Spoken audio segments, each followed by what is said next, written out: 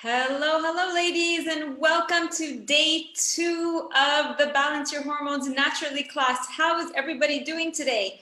Like I said yesterday, give me 1 second to go from Zoom onto Facebook. How's everybody doing today? I hope everybody is excited. I hope you're ready for today's class. Let me know in the comments that you're here, because otherwise, if you don't, then I don't know that you're actually here. Let me see you. I'm just waiting for this to actually go live. Come on in, say hello. Let me know what you're most excited about for today. What do you can't wait for to watch? Here we go. Are we live? Are we live? I'm looking. Yes, we are. Hello, hello, ladies. Welcome. Welcome to today's class. I'm so excited to have you all here. I'm so excited to have another day with you. Today, we're talking about hormones. What are hormones and which ones affect us the most? So welcome. Let me know as you're coming in. Let me know, did you love yesterday's training? Did everything I say yesterday make sense? It's so important for me that everything falls into place for you. It's so important that everything I say actually does make sense. If you have, at any point during this class, if you have any questions about anything at all, post it in the comments or send me a message. I might not be able to see your question as I'm talking. Like I said yesterday, all the comments on Facebook scroll very fast, and if it scrolls past a certain point, I miss it. So even if I miss it during the class, I will come back after the class and check. So any question that you have, please post it in the comments. If this is not making sense to you, then what's the point? I need it to make sense to you. So let me know if you loved yesterday's training. Let me know if it all made sense to you. Let me know what you're most excited about to learn today. What about hormones are you really excited to learn about? And just say hello and comment below. And let me see who's here. Hello, Meha. Hello, May. May says, I was looking forward, went for an hour walk, took a shower and ready. Oh my gosh, I love it. What that is here. Hello, hello, ladies. A whole bunch of you also are here. I can see, say hello in the comments so that we can get started. I'm so excited for today's class. I also want to welcome again, we had a flood of new members thanks to all the ladies who watched yesterday. So I want to welcome all of the new members to this group. This is the Balance Your Hormones Naturally group. My name is Dana Denawi and I am the hormone coach, and I help you balance your hormones completely naturally using nutrition and lifestyle design. So if you've just joined us yesterday or just joined us today, thank you for being in the group. I did a video yesterday. So yesterday was day 1 of this 9-day class. So if you missed yesterday's video, please go back and watch it at some point, because all of these classes build on each other. So if you're just watching today, it's not that it's going to not make sense, but ideally you want to take the classes in order. Those of you who did watch yesterday's video, whether live or the replay, thank you for your energy. Thank you for your comments. Thank you for your engagement. Thank you for showing up for yourself. This is what this class is for. And some of you have actually emailed me when I asked you yesterday, are you going to show up for the 9 classes? And you actually told me yes, because I'm going to start prioritizing me. And I loved reading those emails because yes, this is what this is about. It's time for you to prioritize you. So if you haven't watched yesterday's video, please go back and watch it, especially if you want to go into the draw to win one of the 2 free programs. As you know, on day 5, I'm going to do a draw, and 2 of you lucky ladies are going to win my Hormone Reset program for free. In order to go into that draw, you need to attend the first 4 classes, whether live or the replay. Answer the question that I ask at the end of each class, email me the answer, and you also have to invite a friend. So some of you have invited a friend, but haven't answered the question. I haven't gotten an email from you. Some of you have sent an email answering the question, but you haven't invited a friend. Totally up to you, but I'm saying if you want to go into the draw, you have to do both of those things. You have to answer the emails for the first 4 classes, and you have to invite at least 1 friend. All right, so let me see. Let's see who's here, who's commenting. Sandra's here, Mona's here, Iman is here. Iman, you made it live today. Ranya's here. Ranya also made it live today. Wonderful, wonderful, wonderful ladies. I want to make sure whether you're watching for the first time today, watching replay, whatever, you don't want to miss these. So some of you yesterday you weren't in the group on time, or you missed it for whatever reason.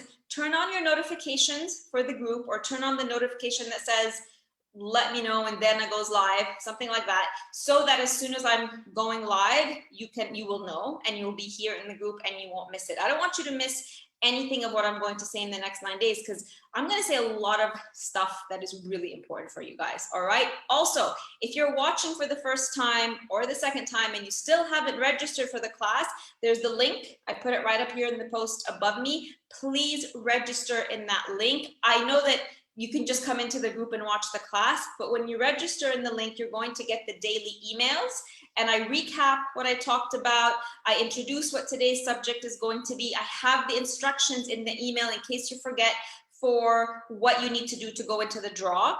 And more importantly, for the bonus class, which is on day 10, the bonus class is how to overcome emotional eating. That class is not going to be in the group. So on day 10 at 8 p.m., if you come into the group, you're not going to see that class if you want to watch it. That class is going to be on a Zoom call. And in order for you to get the link for the Zoom call, you have to register up here so that you're on the mailing list. All right. So once today's class is over, please go back and register if you haven't done that already. All right. Wonderful, ladies. Thank you. Yesterday, we talked about myths, misconceptions, and your power. Today, we're talking about hormones. What are they exactly? Tomorrow, we're going to talk about what triggers hormonal imbalance. Day 4, we're going to talk about your hardest working organ and the foods that it needs. Day 5, 6, and 7, you're going to meet my clients. So on each day, I'm going to have 2 clients come in. They're going to talk to you about their experience. Day 7 is also the day where you get to ask me any questions. So I'm not teaching anything on day 7. It's completely for you to come in with any question you have after listening to me talk for 5-6 days. You're going to have a lot of questions. And day 7 is just your day to come in and ask me your questions. And then day 8 is when I give you the plan, sample plan for how to eat to balance your hormones and reverse your symptoms. And day 9 is our finale day. And then day 10 is the bonus class, how to overcome emotional eating.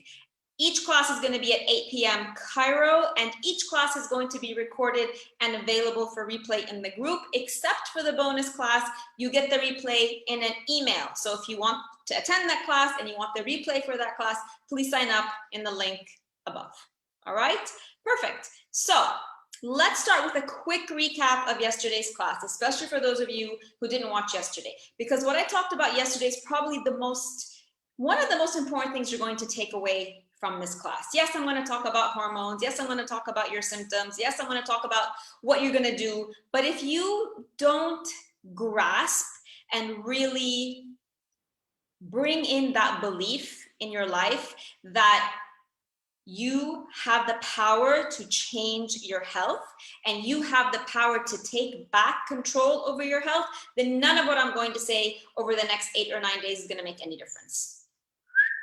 Just like that, and it's gonna, whatever I say is gonna resonate sort of in the same way that a diet plan resonates. Oh, something I might try, something I might do for a little bit.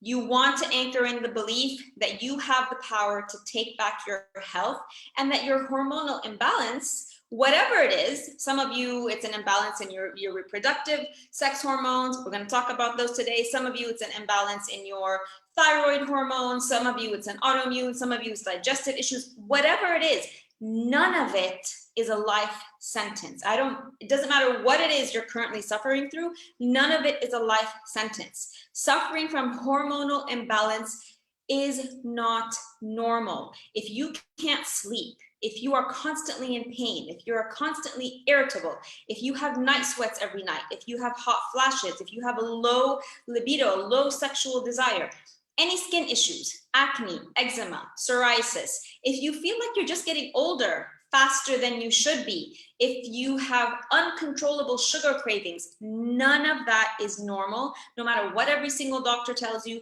no matter what your friends tell you, no matter what your family tells you, no matter if every single person you know is suffering. Common doesn't mean normal. Common just means that it's happening to everybody. Because every woman you know in your family, every woman who's ever walked this earth has had horrible PMS, debilitating periods, typical perimenopause, menopause symptoms, whatever it is, doesn't mean it's normal. Like we said yesterday, it just means everybody is following an outdated medical system. outdated healing protocols, outdated information. It doesn't mean that there's something wrong with you. It's not your fault. None of this is your fault. And there's a difference, huge difference. Let me just see quick hello before I go on. Hi, Hanan. Hi, Josie. Hi, Radwa. Hi, Hanya. Hello, hello. So none of this is your fault. You have the power to change it. And I got a great question yesterday. I can't remember if it was an email or messenger. And the lady said, okay, so then you know that this works for you. And maybe, you know, she said you've tried it with your clients. I haven't tried it with my clients. I actually follow the protocol with my clients. But anyway, she's like, so how do you know that this is going to work for every single woman? Just because it worked for you.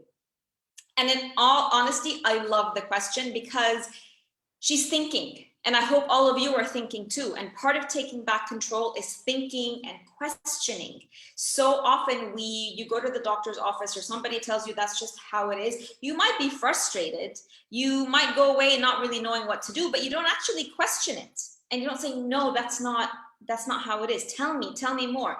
What you need to do for yourself, and that's exactly what this lady's doing, is that she is thinking for herself so that she can be her own health advocate. And that's what I want for every single one of you. You need to be your own health advocate. Nobody knows your body better than you. Nobody knows what's happening with you better than you. So yes, question. That's why I said, did everything yesterday make sense? If it didn't on any level make any sense, let me know.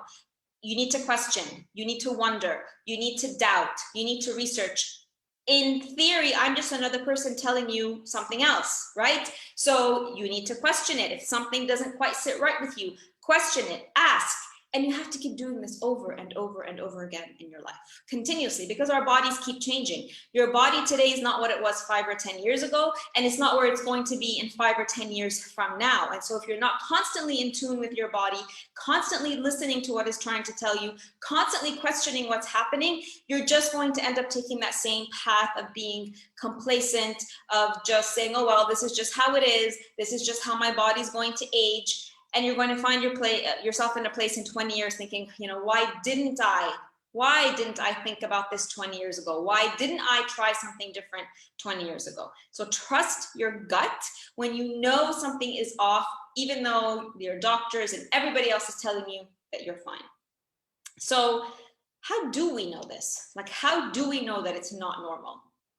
So I know it's not normal because I personally got through the process. I talked about it yesterday. If you haven't watched it, go back and watch. And I know all this because all the women I've worked with in my hormone reset programs, they all come with a history and a laundry list of every single hormonal imbalance imaginable, right? They suffer and they suffer and they suffer. And then they actually manage, by following the program, by implementing my recommendations, by doing what I teach them exactly, changing not just what they eat, changing their lifestyle, but more importantly, changing their mindset, they take back their health. They reverse their symptoms without medications. And they all do it naturally. They all manage to reverse their symptoms and live a life so different than what they thought was possible. And so if one woman can do it, ladies, if it's physically possible for one woman, then it's physically possible for tens of thousands, for anyone to do it. And there have been thousands and thousands of women who have done it. Because the hormonal shifts you're all feeling right now, that part is actually real. Like the fluctuations in your hormones, that's supposed to happen. It's the symptoms from those fluctuations that are optional, 100% optional. You don't need to go through the symptoms. We are going to go through perimenopause. We are going to go through menopause. We have to. It's biologically wired into our DNA. But what doesn't have to happen are the uncomfortable symptoms that come with that. So that's something else for you to write down. Hormonal shifts are real, but the symptoms are optional. All right, write that down when I go in and say another hello. Hi Rajya, hi Neshwa, hi Maryam, hi Mehinez. All the beautiful ladies are here. Hello, hello. So here's the thing. We don't all have some kind of built-in flaw, right? We don't come with spare parts. We don't come with like parts that have broken down from the factory. The reason our bodies break down is because, like I said, the misinformation that we're getting and the misinformation that we're following. When you adopt the proper self-care routine, so it's not just about food, self-care and food and lifestyle guidelines and mindset, and I'm going to show you exactly how to do that in my hormone program. You can literally, if you don't have any symptoms, some of you have very few symptoms, you can sidestep the symptoms completely or reverse your symptoms completely. But you have to keep reminding yourself, even if you have to do it every day. And even, I mean, I'm a health coach and I literally do this every single day. I still have to remind myself sometimes. I still have days where I'm not feeling my best, and that's normal. And I still have to remind myself, right, what do I have to do? Where have I lost my power here? Where have I given away my power and lost the control to take back my health here? And it takes tweaking and pivoting and tweaking and pivoting. But when you know that it's completely up to you, there's no confusion and there's no overwhelm. And you know how to get yourself back on track. So write this down, that hormonal shifts are real, the symptoms are optional. You have the power to take back control and take back your health, and you can start today. And remember what I told you yesterday. Part of activating that power starts with you attending these 9 days, because accessing that power and getting that mindset shift going is staying committed. And that takes effort. It takes practice. It's like a muscle. Right now, your mindset muscle around taking back control of my health, that's like a muscle that's never been to the gym before, ever. And think about when you first go to the gym. Your muscles are like, it feels really hard to lift even light weights, and then you go home and your muscles are really sore and everything hurts and you don't even really see a difference the first week or two. But what do you do with the gym? You have to keep going and you keep going. And day after day, you slowly see a difference and that muscle gets stronger. So that's exactly what's happening in your brain right now. Your brain is kind of panicking at this moment. Oh my God, she said all these things. I think she's going to say that I have to give up coffee. I think she's going to say that I have to not eat bread anymore. I think at some point she's going to say no more cheese. And I don't know what she's going to say. And I don't know if I can do this. I don't know if I can give up all these foods. I don't know if and your brain is kind of freaking out right now. Take a deep breath.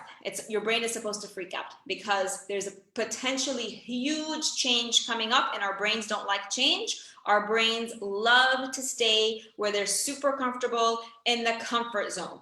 So these 9 days are how we're slowly going to start to ease your brain to get on board with what it is that you need to do. So these 9 days, you're going to be here the 9 days. You're going to commit to the 9 days. You're going to be as excited on day 9 or 10 as you were yesterday. That's what these 9 days are about, to start to get you in that mind space, in that head space where you're done with dieting, you're done with silly meal plans. You are going to shift to a healing mindset where you are going to do whatever it takes to take back your health and take back control of your health. Who's with me? Say yes. And everybody who was here yesterday, everybody who, I think just about everybody who watched yesterday live or the replay has made this commitment. Everybody who sent me the email has made that commitment. And those of you who have watched and all the members who came in, this ripple effect of one woman leading another woman to make a change, who leads another woman to make a change, it's like a snowball effect. It's just growing and growing and growing. So thank you. Thank you so much. Let me see what everybody's saying here. Yes, yes, yes. Oh, the same enthusiasm is still here. All right, so let's get into the nitty-gritty. Let's talk about hormones.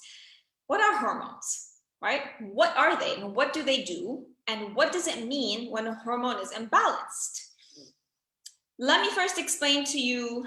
I mean, there's so many different hormones in the body, so many. I'm not going to cover every single one. I'm going to cover 3 main categories that are the ones that typically affect women at this age. But before I get into that, I want to explain the difference between perimenopause and menopause, right? Because there is a difference and there is confusion between the two. So perimenopause is that stage. It's called peri, like before menopause. It comes before menopause.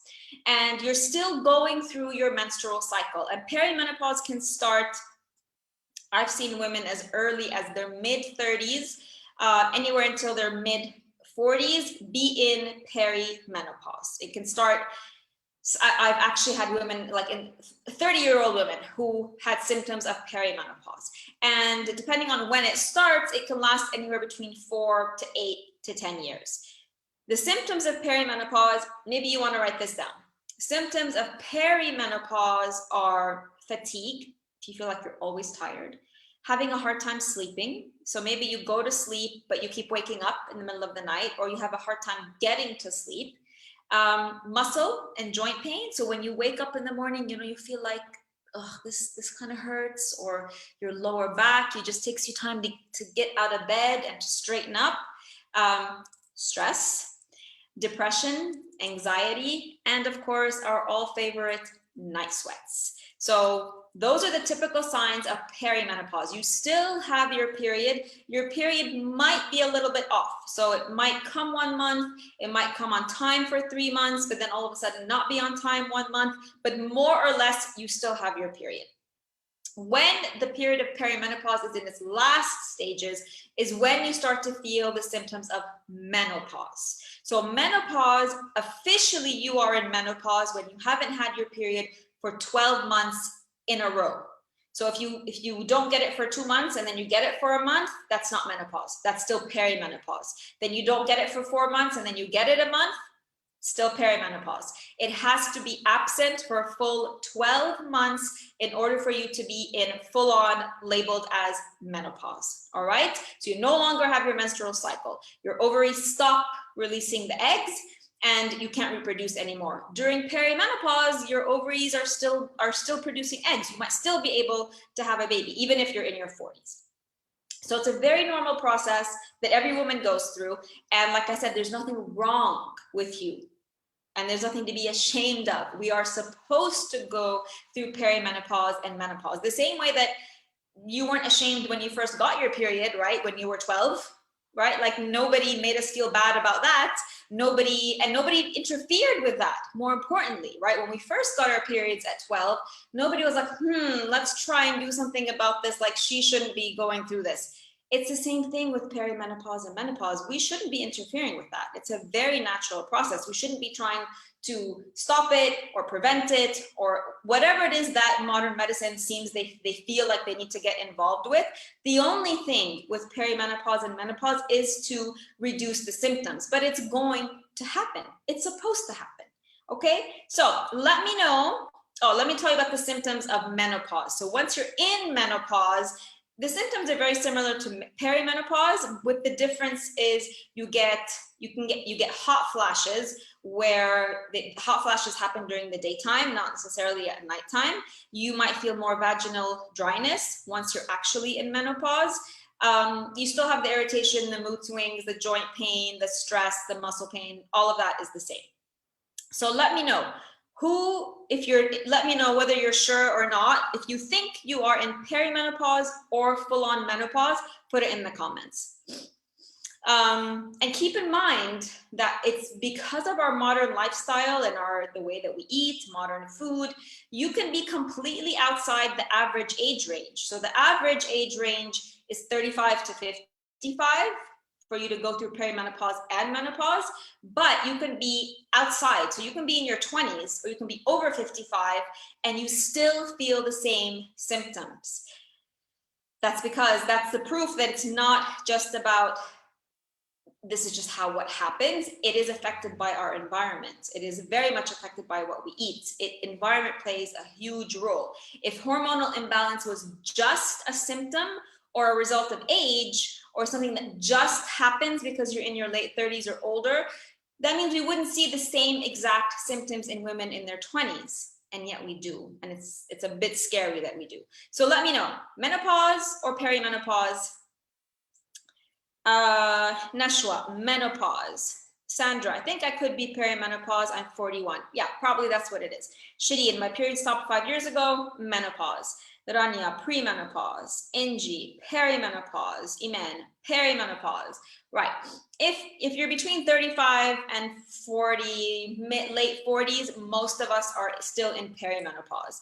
Munira, menopause. All right, good. So at least you're clear. Nihel, peri, I guess. Yeah, if you're not sure because your period is still there and you have some of the symptoms, it's perimenopause. Rasha, perimenopause. All right, good. Now, what exactly are hormones, right? How many of you are always saying, oh, my hormones, or how many of you, even worse, when somebody blames your mood on your hormones? Oh, she's hormonal. Oh, it's because of her hormones. We talk about hormones a lot, but do we actually know what they are? Given the time and space of this class, like I said, I'm not going to go into everything. I'm going to give you a very basic explanation, also because I'm not a doctor. No way am I going to get into the nitty-gritty scientific explanation. I wouldn't even know how to start, but you don't really need to know it anyway, right? What you do need to know is what I'm going to tell you. And whatever other details you might need to know, I get into that when you join my programs. But for the sake of this class, let me just tell you the basics, right? Why don't you tell me first what you think hormones are? Let's do something fun. You tell me, what do you think or what do you know hormones to be? What is the definition of hormones for you? Let me know how much you ladies know. You're still giving me the perimenopause, Nilly, pre, Hiba, menopause. Let me know what you think hormones are. Those things that drive us crazy every month, or we think they do, or those things that drive our thyroid crazy. Amen. Codes. Close. Codes. Who else can tell me what they think hormones are? Have to. And the reason I'm going to explain all of this to you is because you have to understand the different parts of your body and how they function. Shayna. Messenger. Okay. You've seen the class before, messengers of our organs. Neshwa, I have no idea about the definition. Honesty. Sara, natural chemicals in the body that regulate our system. Maha, chemical regulators. Warda, signals to organs. Okay, you guys are really on it. You guys, this is a good class. It's always a good class, but you guys are really on it. So here's what you need to know. Hormones are indeed chemical messengers of the endocrine system. If you remember from school, from biology, your endocrine system is a collection of organs that produce and secrete hormones. Your basic endocrine system is your pituitary gland, the thyroid, parathyroid, your adrenals, your pancreas, your ovaries, and some other ones. But basically, they're a system of several organs. They produce different hormones, and then they release these hormones into your body. So your endocrine system produces the hormones. Then they send these hormones out, like I said, all over your body. And because they actually control and regulate like a million different functions in your body, right? And the activity of lots of cells and the activity of lots of organs, basically your whole body. They're involved in digestion, they're involved in metabolism, they're involved in growth, they're involved in reproduction, they're even involved in how they affect your mood and controlling your mood.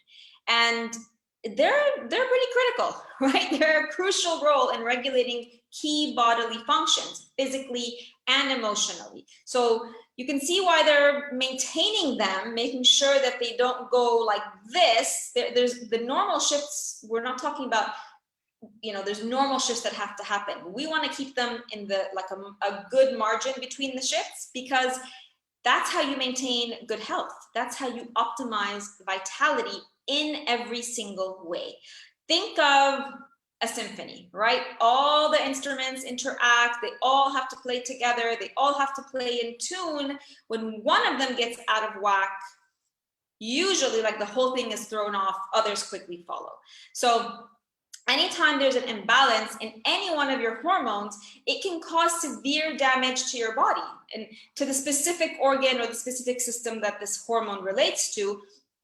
And that's where you start to see all the symptoms, right? So what happens is the endocrine system, all these different organs that produce the hormones, they secrete and they send out the hormones. So the hormones can either be sent out in the right quantity, and frequency, or they can send out too little or too much but not at the right time, or just the right amount but not at the right frequency, or at the right frequency but too much, too little. There's so many different variables here because they are so sensitive.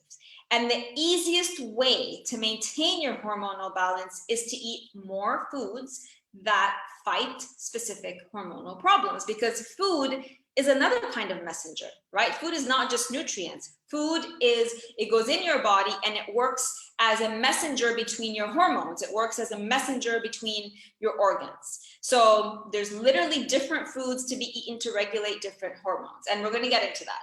But let's first figure out, let me see what everybody's still saying.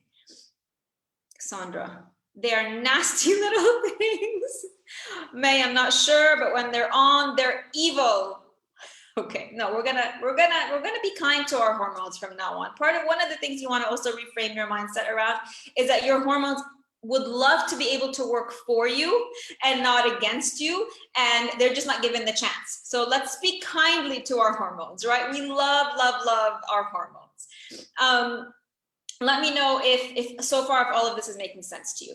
So I'm going to focus on 3 main categories of hormones for the purpose of this class and to simplify for you, okay?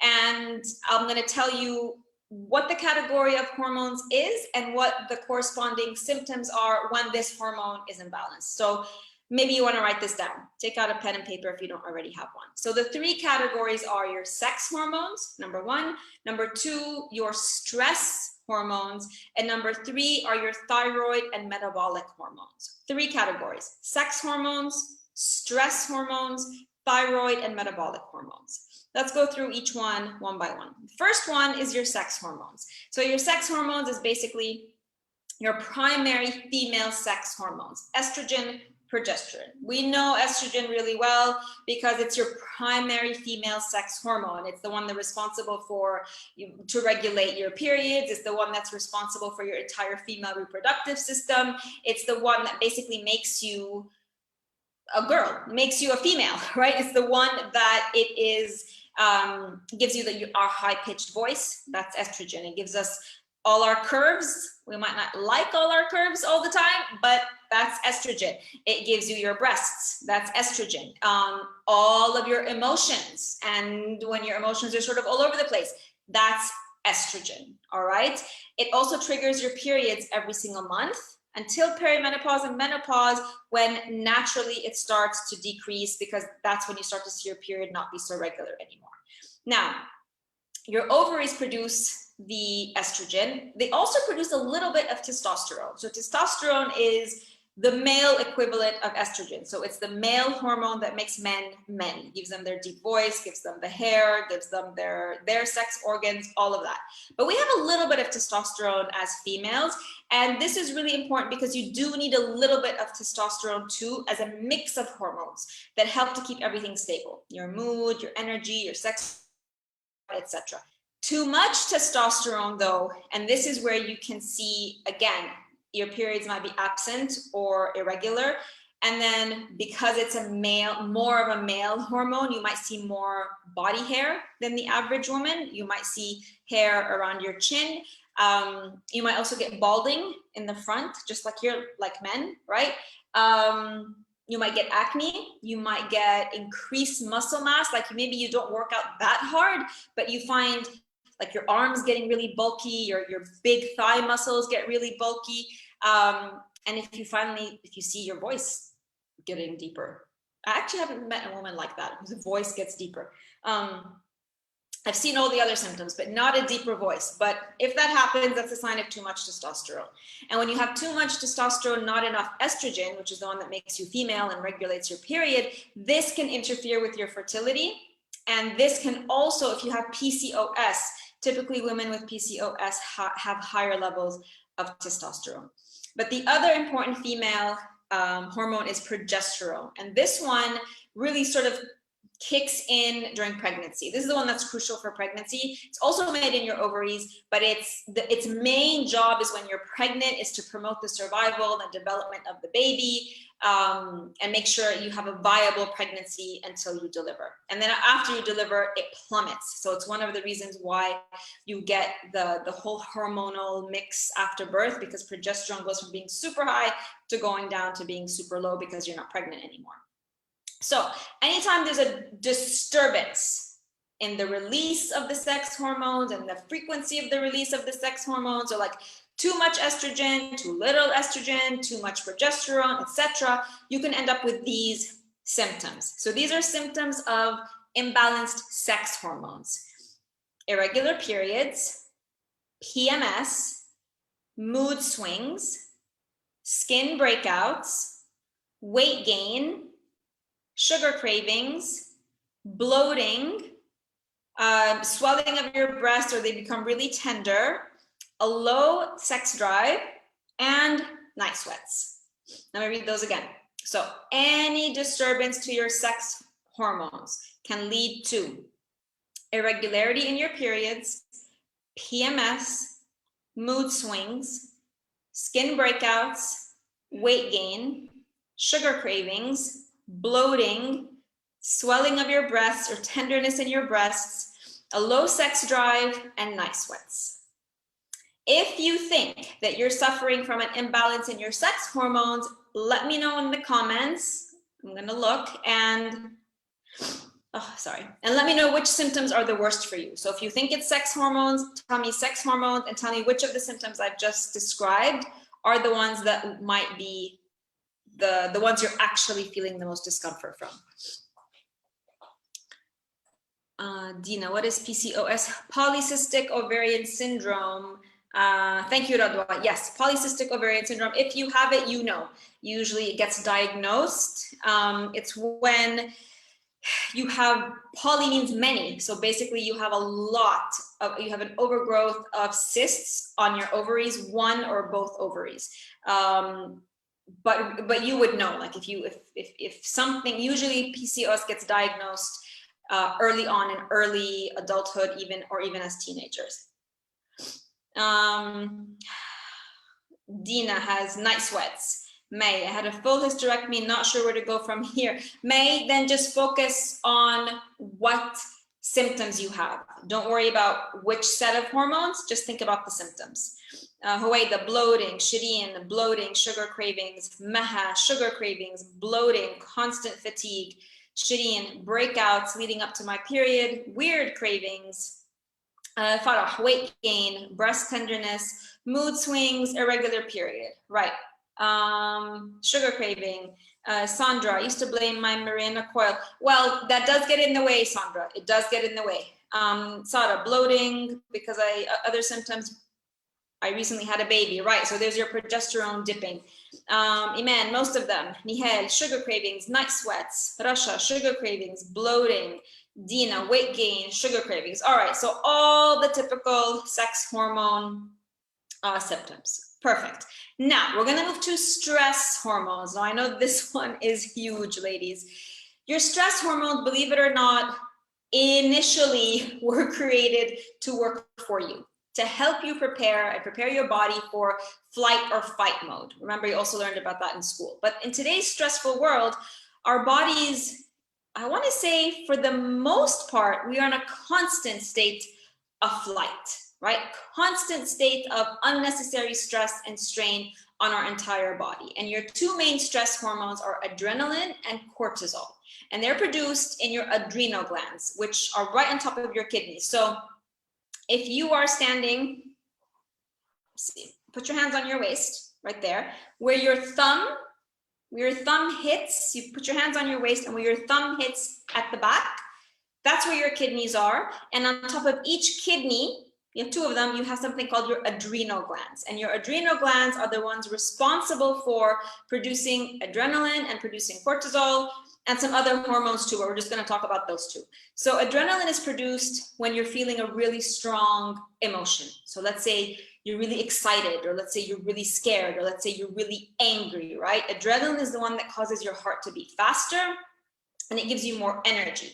And it also increases your blood sugar with this increase in emotion. The other stress hormone is cortisol. Cortisol also produced here in your adrenal glands, but this one is the one that's literally your fight or flight hormone. It's the one where you have to make a decision. Am I going to stay here and fight this, or am I going to run and get the heck out of here? It's really, really important, cortisol, because it's the hormone that, which you probably have no awareness around. It's the one that it works to maintain all these other bodily functions that we're not conscious of, right? Cortisol actually works to maintain blood pressure, blood sugar levels, metabolism, and it's the one that responds to infections and responds to stress. It's really important for keeping your body, maintaining the status quo in your body. So imagine or think about a time when maybe you or somebody you know or somebody you love had a severe infection or a severe illness, right? Or even like COVID. What are they giving in response? They're giving cortisol, because it is the quickest way to bring the body back to normal. It fights infections, it fights everything, and like helps to, when there's like a sort of a fire going on inside you, cortisol is what helps to bring this fire down and bring the body back to status quo. But here's where the problem is. It's an incredible hormone. We can't live without it. We need it. It literally saves us. But you just need the right amount. We just need the right amount. I want you to picture, if you will, ancient man with ancient woman, caveman, cave woman, what, 200,000 years ago? How did they live? They lived in their cave, they hung out at the cave. Every once in a while, the men would go hunt, they'd bring back a mammoth or a tiger or whatever it is, they'd kill it, skin it, make the food, grill it, eat it, use the skin for something, the women are taking care of the kids. Like, it's just a really low-key life. Right? Very nice, very easy. Then once a month or so, when they're out on their hunt, one of these lions or one of these tigers decides to chase them. So they have to literally run for their life so that this lion or this tiger doesn't eat them and doesn't have them for dinner. That's what cortisol, and that's what the fight or flight response was initially meant to do, to literally save you from a lion or a tiger that's chasing you to eat for its dinner. That system hasn't evolved over the past 200, 300,000 years. It's the same. What has changed, obviously, is we're not being chased by lions anymore. We're not being chased by tigers anymore. But your body still knows how to respond to a stress trigger. So whereas it was the lions and the tigers 100,000 years ago, the stress trigger now is waking up in a bad mood, waking up and fighting with your kids because they don't want to get ready for school or they're going to be late for school, getting in traffic, fighting Cairo traffic to get wherever you need to go or wherever you are, getting to your job and panicking because there's a deadline you missed, or arguing with your boss, having another cup of coffee, arguing with another colleague, wondering how you're going to finish all your work before you get home, getting in the car, driving back home, finding out that your kids are not doing their homework, they're not studying, they're not doing what they're supposed to do. You have to put them all in the car, take them all to their activities, make sure they're doing everything they need to do, bring them back home, finish their homework, make sure they're fed. Maybe you haven't even cooked yet. Cook, make sure they're fed, get them in their rooms, get them to bed, and then your day is over. And maybe you have an argument with your husband at the end of the day because he's not helping you out with anything. Those are all the stress triggers that have replaced us being chased by a tiger. But here's the thing. Your body doesn't know the difference between the tiger chasing you and you having a fight with your husband.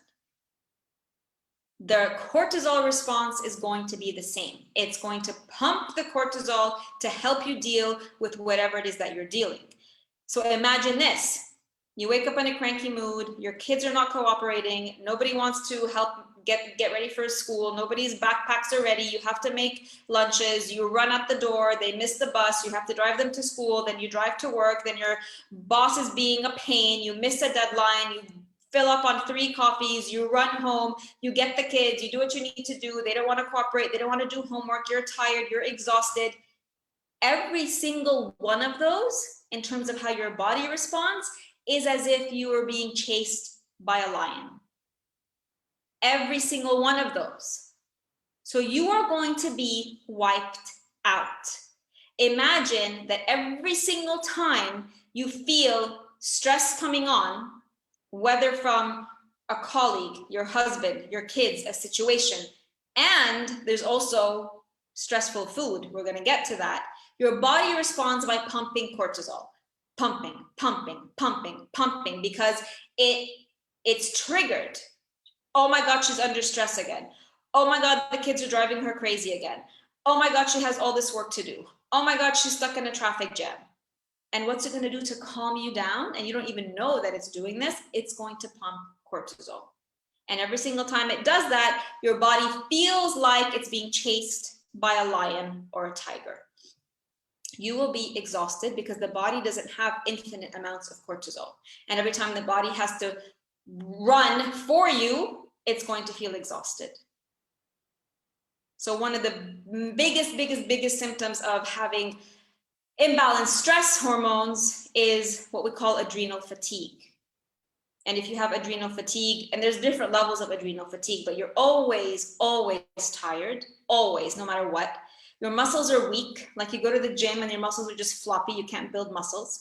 You have low blood pressure or high blood pressure. You might have hypoglycemia. You might have anxiety. You can't sleep, panic attacks, depression. And the biggest sign that you have an imbalance in your stress hormones is something that we call a cortisol belly. So when your body's pumping all of this cortisol daily, literally daily, the body also can't process all this excess cortisol. It can't eliminate it. And what the body can't eliminate, it has to store somewhere. And you know where it stores it? Right here in your midsection.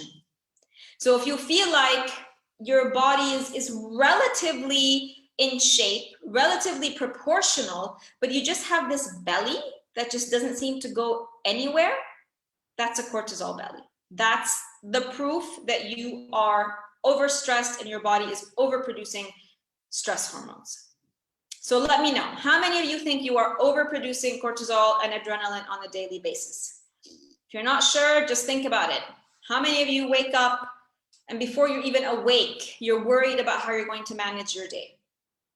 How many of you wake up rushed to make breakfast, rushed to get lunch boxes ready, rushed to get to work, rushed to get back with your kids?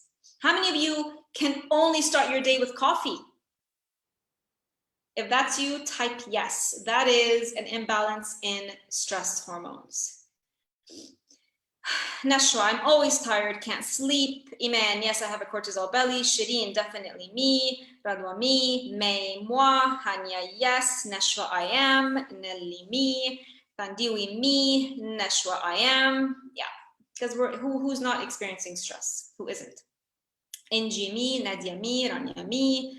Iman, yes. Okay, there it is. So stress it is for everybody. So here's the thing. We're going to get to the last set of hormones. You can have a combination of all of these. You can have an overlap. It's very normal. So don't panic if you, after I'm done, you're like, oh my God, I have an imbalance in my sex hormones, and I have an imbalance in my stress hormones, and I have an imbalance in my thyroid hormones. What's wrong with me? Remember, I said it's like one big symphony. When one of them is off, it's very, very common that we see a domino effect. So don't panic. All we're doing now is identifying. It's super important for you to know what's going on with your body.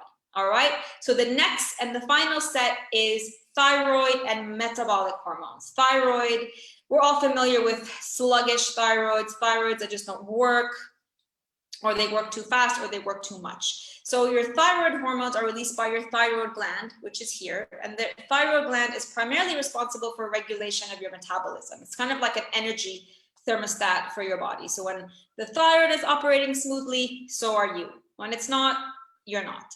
So the symptoms depend on whether you have an overactive thyroid, hyperthyroidism, or an underactive thyroidism, hypothyroidism. So if you have, if you have an overactive thyroid, and maybe you've done a test and the test comes back normal, this is where I want you to trust your gut and trust your symptoms and leave the test. Because the test might say you're perfectly fine, but you might have 6 of these symptoms. Trust your gut and trust the symptoms. So here are the symptoms for overactive thyroid. Rapid weight loss. So if you suddenly lose a lot of weight, you could also suddenly gain a lot of weight. If you always have loose stools when you go to the bathroom, if you have heart palpitations at any time of the day, if you're always sweating, it's not a hot flash, it's not a night sweat, it's continuous sweating, which basically means you have an intolerance to heat. You getting hot makes you very uncomfortable. If you're always anxious or nervous, or you have mood swings, if you have trouble sleeping, if your hands start to feel warm and moist and they look red, the palms of your hands can look red. If you have hair that is more curly and all of a sudden it doesn't hold the curl, or if you used to be able to go like this and your hair would hold a curl, but now it can't, and it's more straight and more fine than it used to be, that's a sign of an overactive thyroid. Your nails might become very soft and break easily. Let me repeat that. Signs of an overactive thyroid: rapid weight loss or weight gain, loose stools, palpitations, sweating, intolerance to heat, anxiety, nervousness, mood swings, trouble sleeping, warm, moist, red hands, hair that's straighter and doesn't hold a curl, and nails that are soft and break easily. That's hyperthyroidism. If you have an underactive thyroid, it's the opposite, hypothyroidism. So this is where your thyroid doesn't produce enough or sufficient levels of thyroid hormones. So this can lead to a different set of symptoms. You can always, if you're always feeling weak and tired, if your hair falls out, weight gain. So with hypothyroid, you don't really get the weight loss, it's just weight gain. Muscle cramps, brain fog where you can't focus, vertigo, which is dizziness, depression, dry skin, also anxiety, also weak nails, nerve pain, general aches and pains in your body, memory loss, chills. So if it's winter time and all of a sudden you find yourself getting cold for no reason, or if you find that just your hands and your feet are cold and the rest of you is fine. Puffy eyes, generally a puffy face, and constipation. Let me go over those again. Hypothyroid, when it's underactive, weakness, hair loss, fatigue, weight gain, muscle cramps, brain fog, vertigo, which is dizziness, depression, dry skin, anxiety, weak nails, nerve pain, general aches and pains, memory loss, chills, cold hands and feet, puffy eyes, puffy face, and constipation. So let me know, before I get to our final hormone, which is insulin, tell me in the comments, do you think you have hypo or hyperthyroidism symptoms? Just type yes, let me know if you have either. Nurhan, this is exactly everything I've been experiencing. Nashwa, hypo for sure. NG, hypo. Thandiwi, hypo. But I also have myasthenia gravis. Okay. Maha, I guess hypo. Farah, hypo. Most people, most women are hypo. NG, that's weird. I have a combination of both. Yes, that can happen also. Nurhan, yes. Nihal, yes, most of these symptoms. All right, most of the symptoms. And it's so important to focus on the symptoms when you're healing, right? Not on the test, because the test, the reason the tests are inaccurate is because they're always giving you, if you fall in this range, then you're okay. We're not looking for an okay range. When we test, we want to get the optimal ranges, right? We want to be in the optimal range, not the okay range. That's why your symptoms are the best indicators for you. All right. Our last hormone, ladies, insulin. Maybe this is one you might be a little bit more familiar with, insulin. So when glucose levels rise, so your pancreas is the one that produces insulin, all right? When your glucose levels rise, which means you have a lot of sugar in your blood, the pancreas secretes insulin. And it does that because insulin is the hormone that's responsible for moving the glucose out of your bloodstream and into your cells, your cells are really key, right? Your cells are what give you energy. The reason we eat, let's deviate for just a second here. The whole reason we eat is to feed our cells, period. You have something like 1 trillion cells in your body, and each cell needs to be fed. It needs to be fed very specific foods, and it really needs glucose, the right kind of glucose for energy. So you have your cells, they're waiting for you to feed them. You eat whatever it is that you eat. You have different types of sugar in your bloodstream. The pancreas has to pump insulin because the only way to get this sugar or the fuel into the cells, because the cells are waiting, is to use insulin. Insulin is the only one that can unlock the cells and allow the sugar from your bloodstream to go into the cells, because then the cells use that sugar for energy. It helps keep your blood sugar level stable, all of it. But here's where the where the glitch can happen in this process. If your pancreas fails to produce enough insulin needed to move the glucose into the cells, or if some of your cells don't let insulin in, so they stop responding to insulin, that's called insulin resistance. All right, in either case, whether the pancreas doesn't produce enough insulin or your cells, for whatever reason, are like, nope, we're not letting you in today, this keeps your blood sugar levels high, because the blood is not, the sugar is not being moved from your blood into your cells, it's staying in your blood. So it has nowhere to go. The sugar has nowhere to go. It's supposed to go into your cells, but it can't. So when the blood sugar level stays elevated over and over and over and over, this is what puts you at risk for first insulin resistance and then type 2 diabetes. But the thing is, because of our modern day lifestyles, right? Everybody produces more insulin in their pancreas than they should, because of the way we're eating. Right? We are eating foods that are very high in sugars. I'm not talking about fruits, but all the processed foods, they all turn into sugar in the body. So bread, pasta, cereals, cookies, cakes, power bars, you name it, all turns into the sugar in your blood. So the pancreas has to keep pumping insulin to get this sugar into your cells. But because this is not the right sugar that the cells need, right? So the cells, they'll cooperate for a while. Fine, okay, I'll let you in, right? But after a while, it's just too much. And the cells are like, no, we're not doing this anymore. So they just ignore the insulin. And then the insulin, your body keeps pumping more insulin because it thinks that there's a problem, but actually the cells are just not letting it in. But it keeps pumping and hoping that the cells are going to let it in. So then the insulin becomes less and less and less effective at doing its job, which is to get glucose inside your cells so they can use it for energy. That's when you get insulin resistance, when the cells don't let the insulin do its job. So the problem is that you're eating the wrong kind of sugar. The reason that the insulin levels stay elevated is because that sugar that's continuously in your blood is not the sugar that your cells want. So the cells are not letting insulin do its job. The other problem with that is that this sugar that your cells don't want, remember what we said, if the body can't process something, it also can't eliminate it. So this sugar that the cells don't want, your body can't process and eliminate that sugar. So you know what it does with it? What the insulin actually does with it. So the insulin, it actually has two jobs. One is to try and get the sugar into your cells. If it can't get it into your cells, then insulin takes that sugar and puts it someplace safe, because the sugar is a toxin. And you know where the safest place for insulin to tuck the sugar away in your body is?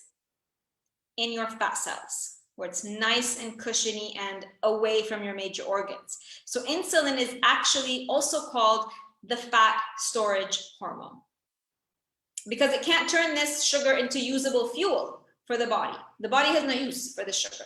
So if insulin is not doing its job properly, because it can't, because it's the wrong sugar, there's no glucose being used for your energy, so you're always tired. You're going to have an increase in insulin, potentially insulin resistance, potentially type 2 diabetes, but in all cases, that sugar is going to go and being stored in your fat. So you don't get fat from fat, you get fat from insulin storing processed sugar in your fat cells. Insulin is known as the fat storage hormone. So what are the symptoms of chronically elevated insulin or insulin resistance or pre-diabetes? One, if you're actually diagnosed with fatty liver, so fatty liver doesn't just happen from fat too much fat or too much protein. It actually also happens from too much of the processed carbohydrates, and we're going to get into that later. If you remember, we said there's a cortisol belly, but that also corresponds with abdominal obesity. So as your waist grows larger, insulin becomes more and more ineffective in your body. And so keeps increasing, the levels keep increasing. If you are always craving, and here's the proof, ladies, and some of you and so many of us have this issue, continuous cravings for sugar and carbohydrates, right? The reason why you're always craving these foods is because these foods are not getting into your cells. They're not being used as energy. They're not being used as fuel. So it's almost as if you're not eating anything. So you keep craving more. And what you keep craving is more carbohydrate-rich foods. Keeps you in a vicious cycle. If you actually have acne or large pores, that's another sign of elevated insulin. And if you have PCOS, we talked about PCOS, usually ladies who have PCOS have at the same time either diabetes or insulin resistance. And if you have high blood pressure, and if you have swollen ankles, believe it or not, because insulin tells your kidneys to hold on to sodium and water, and so you look puffy. So if you experience fluid retention anywhere in your body, fingers, face, abdomen, that's a sign of too much insulin. That was our last hormone, ladies. There's a lot of other hormones, but these are the main ones, okay? So tell me in the comments, do you have symptoms of insulin resistance? So are you always craving carbs? Maybe you have PCOS. Maybe you have high blood pressure. The body is completely interconnected. It might not make any sense to you now, but the body is one very interconnected system. So let me know. Ingy, how do we know? Oops, missed it. Is it okay if the doctor prescribed glucophage? I'm not a fan of that. I'm not a fan of that because it doesn't get to the root cause. All of these medications, including all the diabetes medications, don't get to the root cause. They're like Band-Aids. It's like putting a Band-Aid on a bullet wound. You're not getting to why. Why do you have insulin resistance? Why do you have diabetes? The medicine can regulate, but it doesn't make you symptom-free, right? As long as you're taking medicine for something, you're still sick. If you weren't sick, you wouldn't need the medicine. So what we do here is we get to the root cause. We eliminate the reason for the imbalance. We eliminate the reason for the illness to start with. And with insulin resistance specifically, like you might not see the correlation between food and your sex hormones. Might not, like initially, like what does this have to do with what I eat? You might not see the correlation between your stress hormones and food. Like it's not an automatic correlation. But with insulin, there is a direct correlation, right? It's directly related to the kind of sugar that you eat. And sadly, what we see conventional medicine do is, and this is not, there's no judgment around here, just they haven't learned it, right? Is that fruit from sugar, sugar from fruits is all bad. So remove fruits, or like just have like a banana, not even a banana. I think bananas on the no list for conventional medicine. Bananas are no list, mangoes are no, dates, grapes, watermelons, right? But they'll say, okay, it's all right to have a little bit of bread, or it's okay to have a little bit of rice, or it's okay to have a little bit of, you know, all these other carbohydrates, and completely missing the problem that it's those carbohydrates that cause the insulin spike to start with. Nobody who has insulin resistance and nobody who has type 2 diabetes got insulin resistance or type 2 diabetes because they were gorging on fruits. I promise you, you will never get diabetes or insulin resistance from fruits. And if you do have it, it's not because you were eating 5 kilos of fruits every day. It's because you were eating the wrong kind of sugar that insulin then couldn't move from your bloodstream into your cells. The cells shut down, you got insulin resistance. Over time, insulin resistance turns into diabetes. And then they give you this medicine. Well, why don't we look at why this is happening? What are the building blocks that have led to this condition? What are the foods that have led to this condition? And with insulin resistance, it's actually one of the easiest ones. Take out the wrong sugar, put in the right sugar, bam, no more insulin resistance and no more diabetes. And I've done this with my clients, ladies. All right. Let me see. Iman, craving carbohydrates and sugar. Sandra, I do, and it scares me how many symptoms I have. None of what we're doing here today, ladies, over 9 days is meant to scare you. It's meant to empower you. This is knowledge. You're finally understanding what's happening in your body. You're finally understanding that there are these 3 main categories of hormones, and here are the symptoms that can happen. Tomorrow, I'm going to tell you why this happens. At no point do you need to feel fear, because fear means you are confused or you're overwhelmed or you don't know what to do. There's no fear when you understand. And you're going to understand, and I'm going to show you how you can take back control of your health. I had all of these symptoms. My clients had all of these symptoms. When you remind yourself that you are using this knowledge to empower yourself, and you're using this knowledge now as data, like, right, this is me. I have these symptoms, 1, 2, 3, 4, 5, 6, 7, maybe 10. And this is why it's happened. I'm going to tell you that tomorrow. Then here's what I'm going to do. There's no fear here. What you're doing is empowering yourself so that you are confident and you can take the steps to reverse it. And a symptom, any symptom, is not something to be feared, because a symptom is the way your body communicates with you. That's how your body lets you know. It's like knocking from the inside out. Sandra, something isn't quite working. There's something that we need to work on. Can you please pay a little bit more attention to what's happening? That's what a symptom is.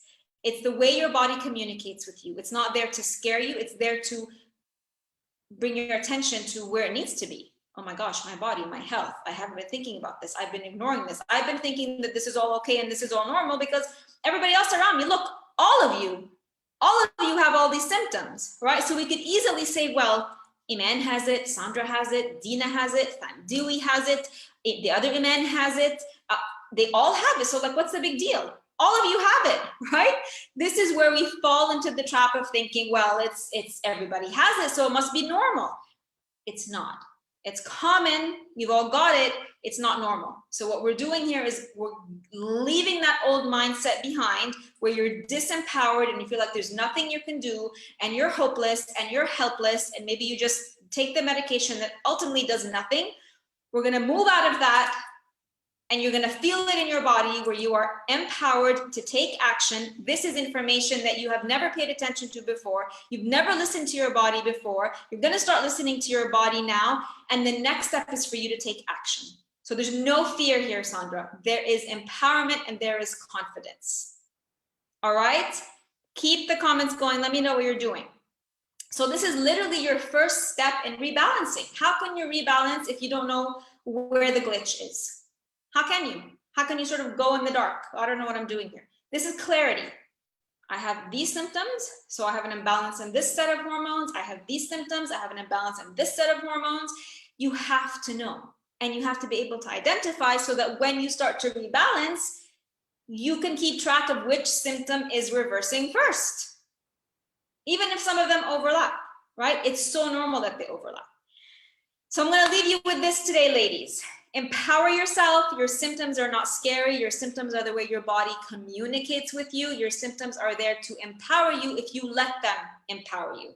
Your health is in your hands. You alone are responsible for the food choices you make. We're going to talk about food choices tomorrow. You're the only one responsible for the food choices you make. One of the biggest contributors to good health, and right now, really, the only sign of good health for us in perimenopause and menopause is your hormones. Your hormones.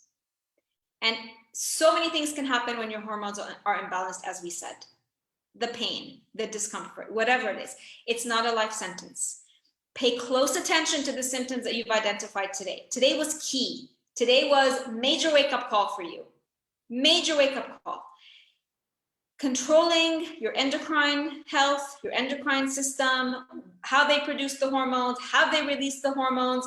This is exactly what we do in my programs. I show you exactly. I show you an exact plan so you can get out of the fear, Sandra, right? I give you the exact plan to balance all your hormones. I teach you how to eat for life. How to balance your hormones is not something, when I say for life, because balancing your hormones is not something we're just gonna do once and then forget about it. It is a lifelong journey, but it's an empowering journey.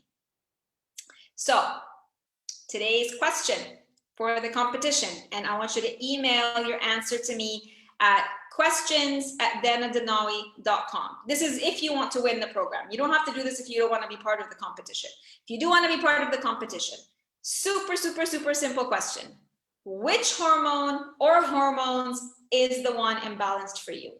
And you've already answered it. Copy paste your answer into an email, questions@denadenowy.com, and keep posting your questions and comments below, whether you're watching live or you're watching the replay. I'm going to go through and read every single comment.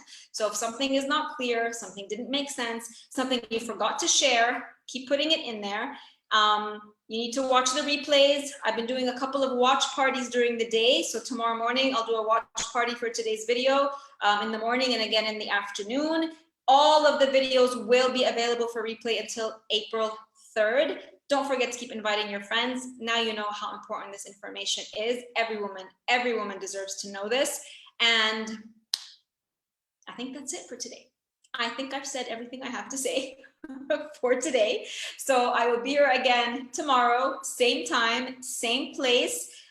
Go tonight and let all this information empower you. Don't let it scare you. Just think about that now. You know your body. Now you have clarity on what's happening in your body, and you're going to keep getting clarity, and you're going to have a solution. All right, ladies, I love you all. Have a great evening. I will see you all tomorrow. Good night.